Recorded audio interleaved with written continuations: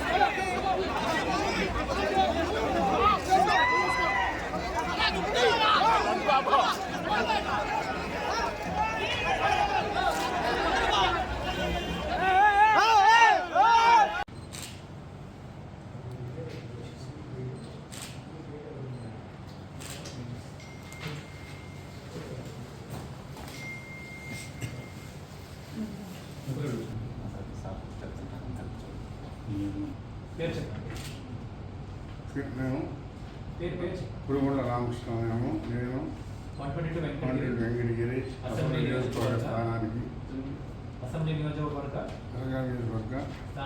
స్థానానికి అభ్యర్థిగా నామినేట్ చేయబడిన దేవుని మీద ప్రమాణం చేసి నేను చట్టం ద్వారా స్థాపించబడిన భారత రాజ్యాంగంపై నిజమైన విశ్వాసం మరియు విధేయతను కలిగి ఉంటానని మరియు నేను భారతదేశ సార్వభౌమత్వం మరియు సమగ్రతను కాపాడుతానని ప్రమాణం చేస్తున్నాను.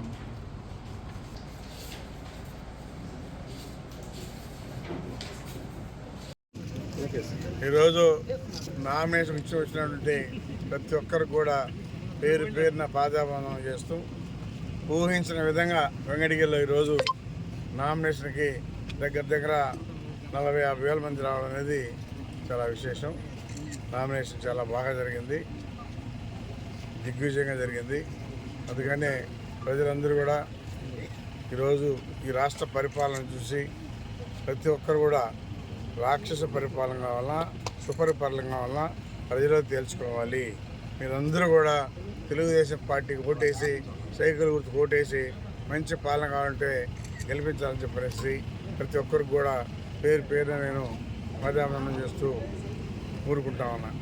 ఎందుకంటే ఈ 5 సంవత్సరాలు చూశారు ప్రజలందరూ కూడా విసిగిపోయినారు. ఎప్పుడెప్పుడు తెలుగుదేశం వస్తుందా అని చెప్పని కూడా చూస్తూ ఉన్నారు. ఖచ్చితంగా తొందరలోనే తెలుగుదేశం పార్టీ వస్తుంది. ప్రజలకి సురక్షితం ఉంటారు. రాష్ట్రాన్ని ఏ విధంగా అభివృద్ధి చేయాలో చంద్రబాబు నాయుడు ముందుకు తీసుకెళ్తారని చెప్పి కూడా తెలియజేస్తూ ఉన్నాను.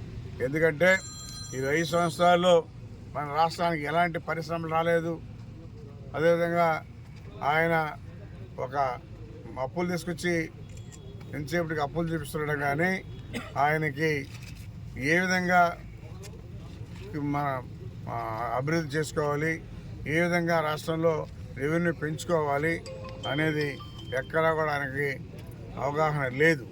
అందుకని చంద్రబాబు నాయుడు అయితే దాన్ని ఏ విధంగా క్రియేట్ చేయాలో ఓ పక్క అభివృద్ధి, ఓ పక్క సంక్షేమం అన్ని రకాలకు కూడా ఆయన చేసుకుంటూ అప్పులు కూడా కంట్రోల్ చేసుకుంటూ అభివృద్ధి చేసినటువంటి ముఖ్యమంత్రి చంద్రబాబు నాయుడు. అందుకనే సుపరిపాలన కావాలని చెప్పని చంద్రబాబు నాయుడు ముఖ్యమంత్రి కావాలని చెప్పి ఈ రాష్ట్ర ప్రజలందరూ కూడా కోరుకుంటున్నారు. ఖచ్చితంగా రేపు జరగబోయే ఎన్నికల్లో సైకిల్ గుర్తుకు ప్రతి ఒక్కరు ఓటేసి గెలిపిస్తున్నారు.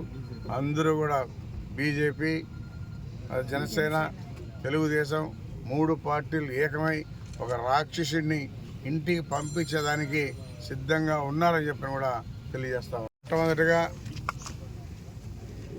కమలం గుర్తు వస్తుంది. వరప్రసాద్కి కమలం గుర్తుకు ఓటేసి అదేవిధంగా నాకు సైకిల్ గుర్తు ఓటేయాలని చెప్పని ప్రతి ఒక్క ఓటర్ని కూడా కోరుకుంటూ సెలవు తీసుకుంటాను.